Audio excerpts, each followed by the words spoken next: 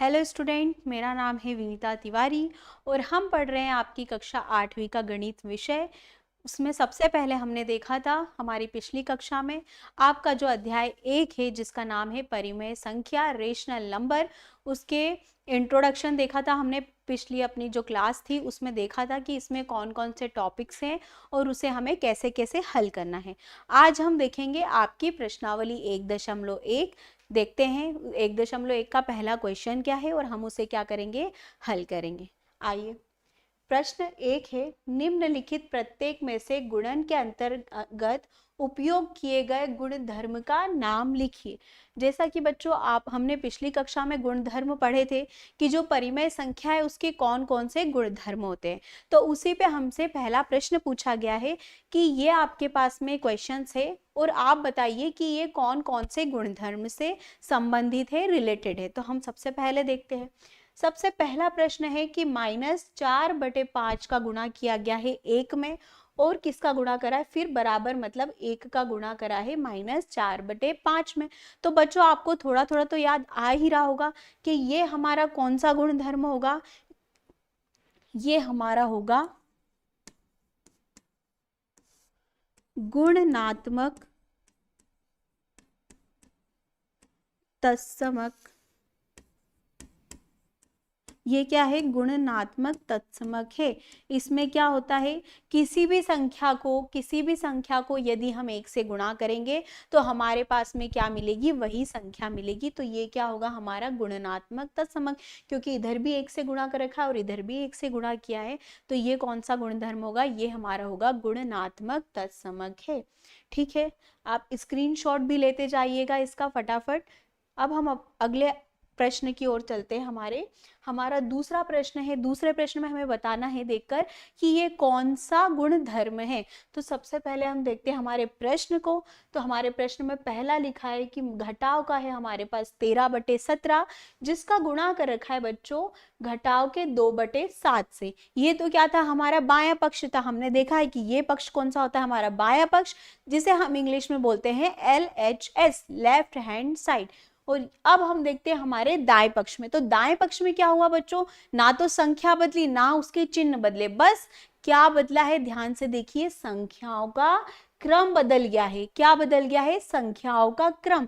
पहले हमारे पास था -13/17, अब हमारे पास दाएं पक्ष में क्या हो गया है, -2/7 से गुणा किया गया है -13/17 में। ये क्या है, हमारा दाएं पक्ष, मतलब राइट हैंड साइड, RHS। तो हमने देखा कि ये एक तरफ जो हमारा बाएं पक्ष था, दूसरे दाएं पक्ष में भी वही संख्या है, वही चिन्ह, पर क्या बदल दिया है, क्रम बदल दिया है। और हमने पढ़ा है बच्चों कि जिन संख्याओं का क्रम बदल दिया जाता है, ऑर्डर चेंज कर दिया जाता है, वो हमारे क्रम से हम याद रख सकते हैं कौन सा नियम होगा, क्रम विनिमय गुणधर्म से। तो यहाँ पे कौन सा गुणधर्म लग रहा है, तो हम उत्तर में लिखेंगे क्रम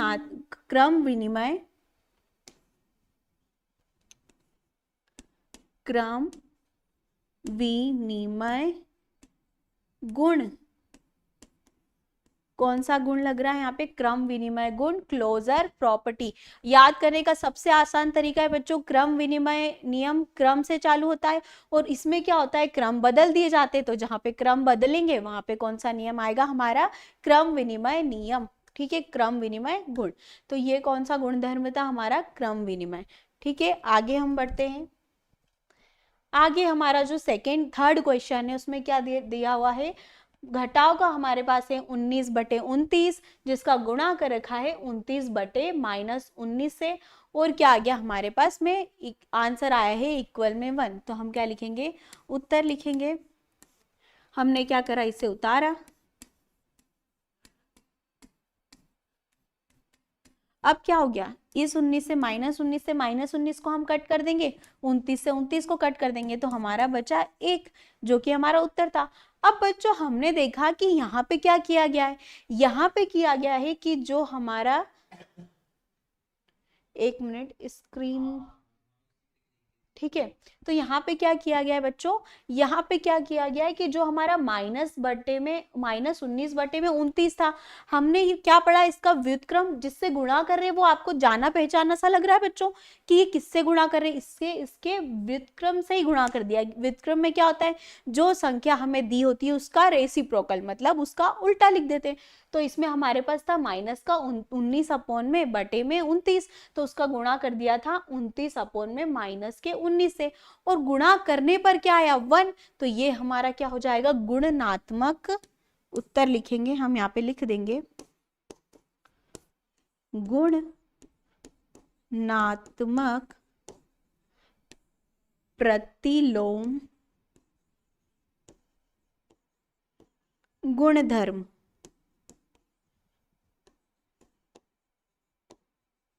ये हमारा क्या हो गया प्यारे बच्चों, ये हमारा हो गया गुणनात्मक प्रतिलोम गुणधर्म से।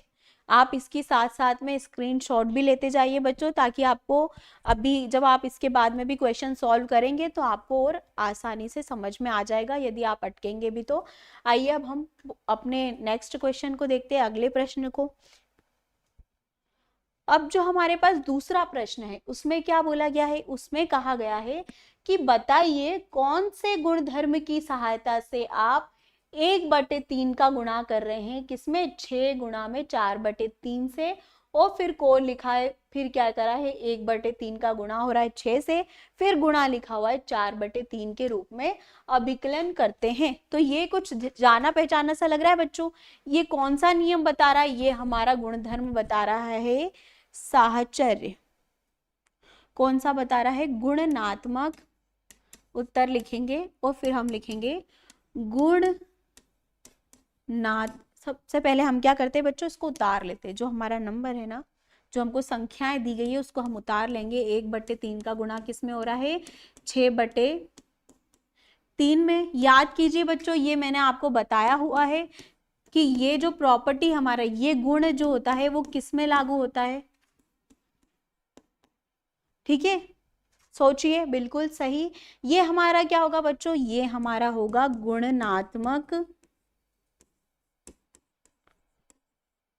गुणनात्मक साहचर्य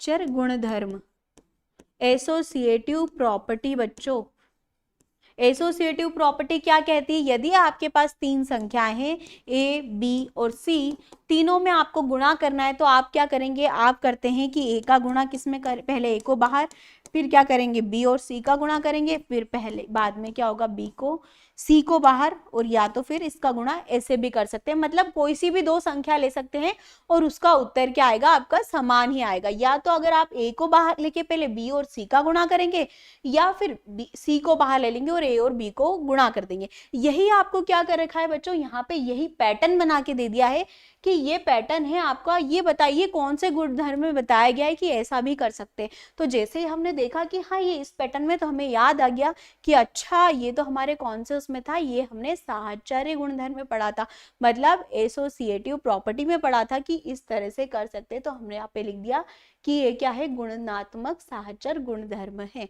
ठीक है, ये तो बच्चों हमारा पूरा हो गए प्रश्न। अब क्या होगा बच्चों, मैं आपको साथ साथ में एग्जाम्पल और आपकी जो एग्जाम है, परीक्षा में किस प्रकार से प्रश्न पूछे जा सकते हैं वो भी सॉल्व करवाऊंगी, ताकि आपको आइडिया मिल जाए, ताकि आप और अच्छे से प्रिपेयर कर पाए आपकी परीक्षाओं को, ठीक है, प्रश्नों को।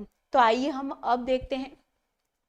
हमारे पास पहला प्रश्न है कि क्या 8 का घटाव करेंगे किसमें, -6 में, तो एक पूर्णांक है या नहीं है। तो पूर्णांक क्या होता है बच्चों, हमारा पूर्णांक होता है नेगेटिव, पॉजिटिव और 0। तो अब हम देखते हैं इसको हल करके।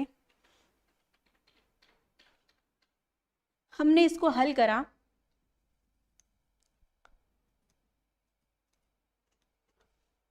तो हमने हल लिखा सबसे पहले तो, और एज इट इज क्या करेंगे, हम अपना ऐसा ही ये उतार देंगे। ठीक है, इसे हमने उतार दिया। अब हम इसको हल करके देखते हैं कि हाँ इसको हल करने पे क्या हमारा पूर्णांक आ रहा है या नहीं आ रहा है। तो हमने क्या करा, 8 तो ऐसा ही लिखा बच्चों। अब क्या करेंगे, हम ब्रैकेट को ओपन करेंगे, तो ब्रैकेट खोला तो माइनस का गुणा माइनस में हो गया। तो हमने ये नियम जानते हैं, आप अपनी पुरानी कक्षाओं में भी आपने पढ़ा होगा कि माइनस और माइनस का गुणा करेंगे तो बच्चों क्या आएगा, प्लस आएगा। तो हमने क्या कर दिया, प्लस हो गया। यहाँ पे 6 और 8 और 6 क्या होता है, 9 10 11 12 13 14 15,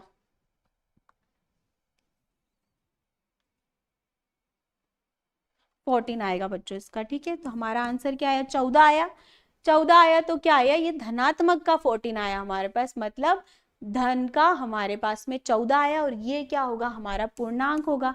तो हम लिख देंगे, हम उत्तर में क्या लिख देंगे, हम उत्तर में लिखेंगे कि यह, हाँ उत्तर, क्या पूछा था, एक पूर्णांक है, तो हम लिख देंगे हाँ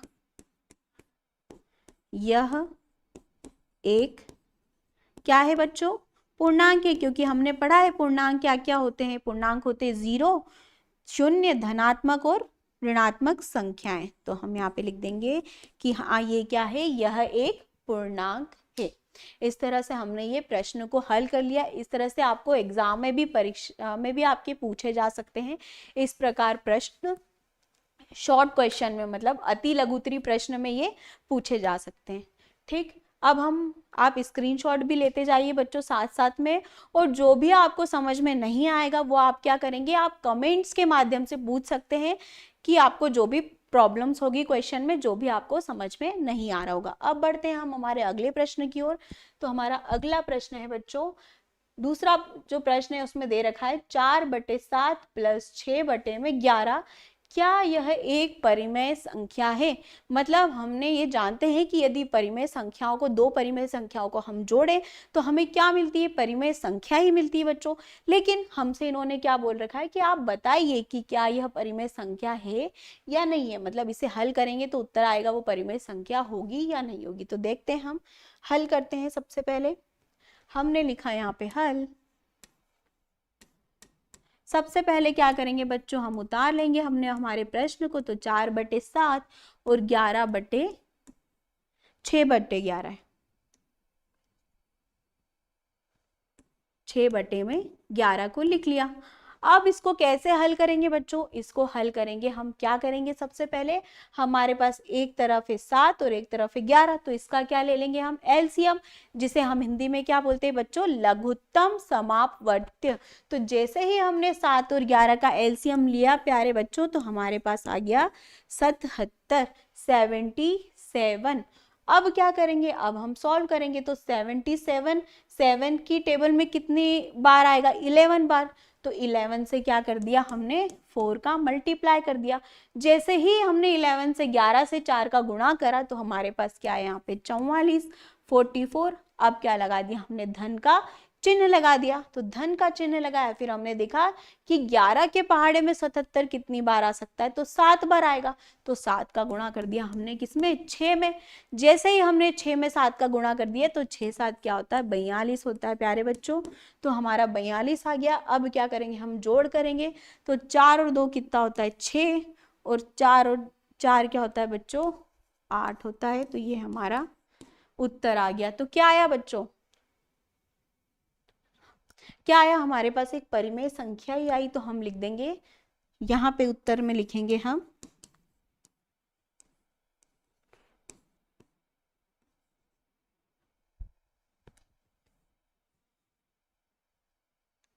यहाँ पे बिगड़ गया, इसको हम एक बार और लिख देते हैं,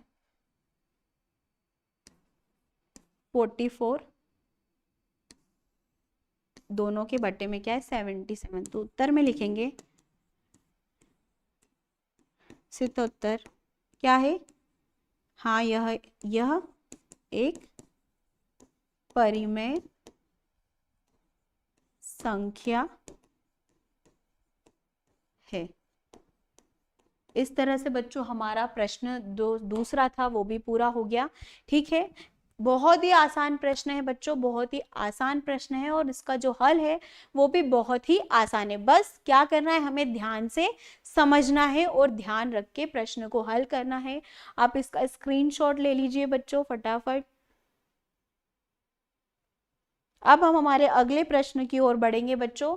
हमारा जो दूसरा प्रश्न है, तीसरा प्रश्न, वो क्या है हम देखते हैं। तो हमारा जो थर्ड प्रश्न है वो है, एक आयताकार भूमि की लंबाई क्या है, 17/2 मीटर है और चौड़ाई क्या है बच्चों, 13/2 मीटर है। तो भूमि का क्या कीजिए आप, परिमाप ज्ञात कीजिए। तो भूमि कौन सी बच्चों, आयताकार भूमि है, ठीक है। तो हम सबसे पहले क्या लिखेंगे, हम सबसे पहले लिखेंगे हल। लंबाई क्या है, तो लंबाई लिखी हमने क्या है, लंबाई है हमारे पास 17/2 और चौड़ाई क्या है,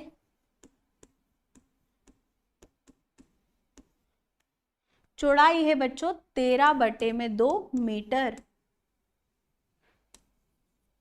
ठीक।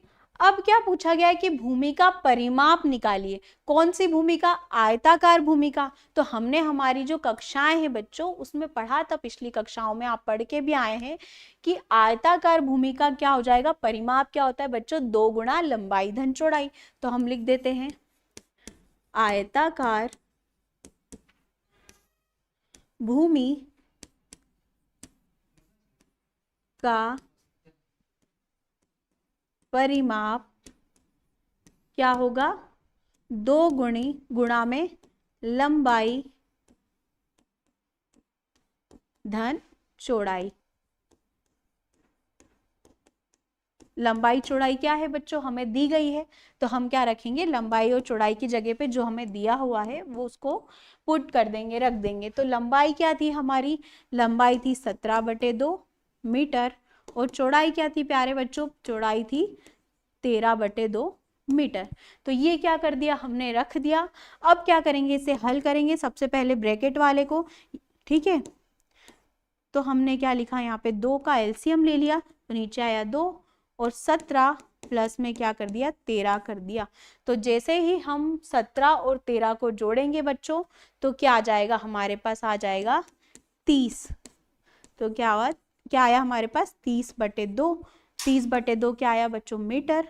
2 से 2 कैंसिल कर दिया हमने और हमारे पास उत्तर क्या आया, उत्तर आया हमारे पास 30 मीटर। तो अब हम क्या करेंगे, हम इसको अच्छे से लिखेंगे। क्यों, क्योंकि प्रश्न को हल करने के साथ साथ उसका प्रेजेंटेशन भी बहुत जरूरी है बच्चों। आप जिस तरीके से अपने प्रश्न को प्रेजेंट करेंगे उस तरीके से आपको मार्किंग भी मिलती है, मार्क्स भी मिलते हैं। तो अच्छे मार्क्स लाने के लिए क्या करना पड़ेगा, आपको अच्छे से प्रेजेंटेशन भी करना पड़ेगा। तो हमने उत्तर में लिख देंगे बच्चों यहाँ पे कि क्या पूछा था, आयताकार भूमि का परिमाप ज्ञात कीजिए। तो हम लिख देंगे भूमि का परिमाप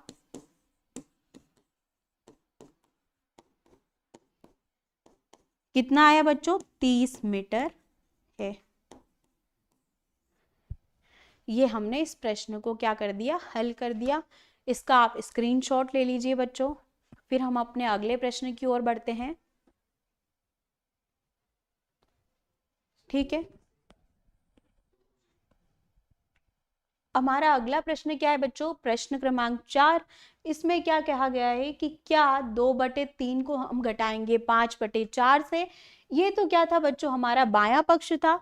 अब बीच में क्या आ गया, बराबर है 5/4 माइनस घटाएंगे 2/3 से। ये वही बच्चों क्रम विनिमय नियम आपको दे दिया और पूछा गया है कि क्या हमारा जो बायां पक्ष है आप उसको हल करेंगे, तो जो दायां पक्ष है उसको हल करने पर, मतलब बायां और दायां दोनों पक्ष को हल करेंगे, लेफ्ट हैंड साइड को राइट हैंड साइड को, तो क्या वह आपस में बराबर होगा या नहीं होगा। तो चलिए हम देखते हैं हल करके। तो हमने क्या करा, पेन का कलर चेंज कर लेते हैं बच्चों। तो हमने लिखा हल। सबसे पहले हम क्या करेंगे, हमारे प्रश्न को उतारेंगे। 2/3 को घटाएंगे हम किससे, 5/4 से। ये तो हमारा कौन सा पक्ष हो गया बच्चों, बायां पक्ष। अब हमें हमारा क्या लिखना है, दायां पक्ष। सबसे पहले क्या करेंगे बच्चों, हम अपने एक पक्ष को हल करेंगे, ठीक है। तो हमने क्या करा, इसका लघुत्तम समापवर्त ले लिया, एलसीएम 3 और 4 का। तो 3 और 4 का एलसीएम लेंगे तो बच्चों क्या आएगा हमारे पास 12। अब 3 के पहाड़े में 12 कितनी बार आता है, तो 4 बार। तो इसका क्या कर देंगे, ऊपर वाली संख्या से गुणा करेंगे। तो 4 दूनी क्या होता है बच्चों 8 और 4 के पहाड़े में 12 कितनी बार आता है बच्चों 3 बार। तो ऊपर वाली संख्या से गुणा कर दिया, 5 दिया 15। तो जैसे ही बच्चों हमने 8 में से किसको घटाया, हमने 8 में से 15 को घटाया, तो हमारे पास क्या बन गया, -7/12। ये तो क्या आ गया बच्चों, हमारा बायां पक्ष LHS। अब क्या करेंगे, हम दूसरा पक्ष देखेंगे, हमारा दायां पक्ष। क्यों, क्योंकि हमें बताना है कि दोनों पक्ष आपस में बराबर है या नहीं है, जो ये चिन्ह था ये है या नहीं है। अब हमने इसको हल करा तो फिर से इसका क्या कर देंगे, लघुत्तम समापवर्ती, मतलब एलसीएम ले लेंगे। फिर क्या हुआ, 4 के पहाड़े में 3 बार आता है 12, तो इसका ऊपर वाली संख्या से गुणा, 5 दिया 15 आ गया। यहाँ पे कितनी बार आता है बच्चों, 3 के पहाड़े में कितनी बार आएगा 12, 4 बार, तो इसका गुणा कर देंगे 4 से, 4 दूनी 8। जैसे ही हमने क्या करा, 15 में से -8 को घटाया, तो क्या हुआ, हमारे पास आया 7। अब चिन्ह किस पे डिपेंड करता है बच्चों, चिन्ह किस पे निर्भर करता है, चिन्ह करता है बड़ी संख्या पर। जोड़ने और घटाने में हम जो चिन्ह लगाते हैं वो हमारी बड़ी संख्या पर निर्भर करता है। तो बड़ी संख्या तो हमारे पास क्या है, यहाँ पे धनात्मक है, तो हमारे पास आ गया 7/12। और ये क्या है बच्चों, देखो ये हमारा कौन सा पक्ष आ गया, ये हमारा दायां पक्ष आ गया, मतलब RHS आ गया, लेफ्ट हैंड साइड। तो हमने क्या देखा, हमें पूछा है क्या बराबर है, तो 7/12। आप तो कभी कभी ऐसा कर दोगे कि हाँ मैम 7/12 है और 7/12 है, तो बराबर ही तो आया। लेकिन बच्चों एक और ध्यान देना, चिन्ह यहाँ पर जो हमारा 7/12 था वो क्या था, ऋणात्मक था, और यहाँ पे जो हमारा 7/12 है वो धनात्मक है प्यारे बच्चों। तो ये क्या हुआ, हमारा इक्वल नहीं हुआ, नॉट इक्वल हो गया। मतलब जो हमारा बायां पक्ष है वो किसके बराबर नहीं है, दाएं पक्ष को। ये हमने हल करके बताया। ठीक है, हमसे पूछा था क्या बराबर है या नहीं है, तो हमने लिख दिया कि नहीं, जो हमारा बायां पक्ष है वो क्या है, दाएं पक्ष के बराबर नहीं है। ठीक है, ये हमारा क्वेश्चन हल हो गया, प्रश्न हल हो गया। आप इसका स्क्रीनशॉट ले लीजिए फटाफट। अगले प्रश्न की ओर बढ़ते हैं बच्चों। तो हमारा अगला प्रश्न है प्रश्न क्रमांक 5। देखते हैं हम प्रश्न को पढ़ के। ठीक है, तो प्रश्न हमारा क्या कहा गया है बच्चों, प्रश्न में सबसे पहली बात होती है बच्चों, गणित में प्रश्नों को हल करने से पहले सबसे जरूरी बात होती है कि प्रश्न को अच्छे से पढ़ना। सबसे मेन चीज होती है कि आप प्रश्न को अच्छे से पढ़ें कि प्रश्न में क्या पूछा गया है और क्या दिया गया है, आपको क्या निकालना है, तो आसानी से आप क्या कर सकते हैं, हल कर सकते हैं प्रश्न का। तो आइए हम प्रश्न को पढ़ते हैं। हमारा प्रश्न है, एक 7/2 मीटर लंबाई वाले कपड़े में से 5/3 मीटर कपड़ा काटने पर कितना कपड़ा शेष बचेगा। मतलब हमें क्या कर रखा है बच्चों, हमें दिया गया है एक कपड़े की लंबाई की, हाँ एक कपड़े की लंबाई कितनी है 7/2। उसमें से क्या कर लिया हमने, उसमें से कर लिया कि क्या निकाल दिया, 5/3 जो कपड़ा मीटर कपड़ा था उसकी कटिंग कर ली। अब वो पूछ रहे हैं कि बताइए हमारे पास कितना मतलब कपड़ा बचेगा। तो क्या करेंगे, हमने देखा है बच्चों या तो अंतर आए या कोई चीज शेष पूछी जाए, तो आप क्या करेंगे, आपके पास में जो चीज दी होगी जितनी आपने हटाई उसको क्या कर देंगे, उतने में से माइनस कर देंगे, और आपका शेष चीज जो होती है वो शेष भाग आपका आ जाएगा। तो हम लिखते हैं, हम सबसे पहले हल लिखेंगे बच्चों। हल में लिखेंगे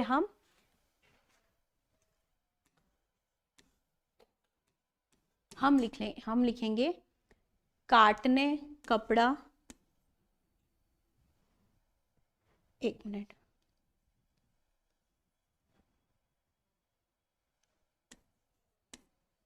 काटने पर शेष बचा कपड़ा, बचा कपड़ा। ठीक है, तो कैसे निकालेंगे, हमारे पास जो कपड़ा दिया हुआ था उसमें से क्या कर देंगे, हमने जितने कपड़े की कटिंग करी है उसको घटा देंगे। तो हमें कितना कपड़ा दिया था बच्चों, 7/2 मीटर। उसमें से हमने कितना कपड़ा कट कर लिया था, उसमें से हमने कट करा था 5/3 मीटर। तो अब क्या करेंगे, इनको घटा देंगे। तो सबसे पहले हम क्या करेंगे, एलसीएम ले लेंगे, लघुत्तम ले लेंगे। 3 और 2 का 6 होता है। 2 के पहाड़े में 6 कितनी बार होता है, 3 बार। तो 3 का इसमें गुणा कर देंगे, 3 सत्ते 21, घटाव का चिन्ह। 3 के पहाड़े में 6 कितनी बार आता है, 2 बार, तो इसका गुणा कर देंगे, तो क्या आ जाएगा 5 दूनी 10। जैसे ही हमने बच्चों घटाया तो क्या आया हमारे पास 11/6 मीटर। तो कितना मीटर कपड़ा शेष बचा बच्चों? 11/6 मीटर। तो हम लिखेंगे उत्तर 11/6 मीटर कपड़ा शेष बचा। ये हमारा उत्तर हो गया। आपको यही चीज बच्चों ध्यान रखनी कि कभी भी आपको किसी का अंतर या कभी भी शेष पूछा जाए तो जो दिया गया हो, जितने को, जिसमें से आपने जितना हटाया है उसमें से ही आप माइनस कर देंगे तो ऑटोमेटिकली आपके पास शेष बची हुई चीजें आ जाएंगी। तो ये आपका प्रश्न हल हुआ। बहुत ही आसान प्रश्न था बच्चों, और उससे भी आसान क्या था उसका हल किया हमने। आप स्क्रीनशॉट ले लीजिए और घर पे भी प्रैक्टिस कीजिएगा, ताकि अगर आप अटकें तो आपको और अच्छे से समझ में आ जाएगा। अब हम अपने अगले प्रश्न की ओर बढ़ेंगे। तो आज के लिए बच्चों देखते हैं कि आज जितने भी क्वेश्चन करवाए गए हैं उसे आप क्या कीजिएगा, उसे आप और अच्छे से हल करिएगा, घर पे प्रैक्टिस करिएगा और इससे मिलते जुलते प्रश्नों को भी हल करने का प्रयास कीजिएगा बच्चों। इतना करना है आपको। बाकी जो आगे के प्रश्न हैं वो हम कब पढ़ेंगे? हम अपनी अगली कक्षा में पढ़ेंगे। तब तक के लिए बच्चों धन्यवाद।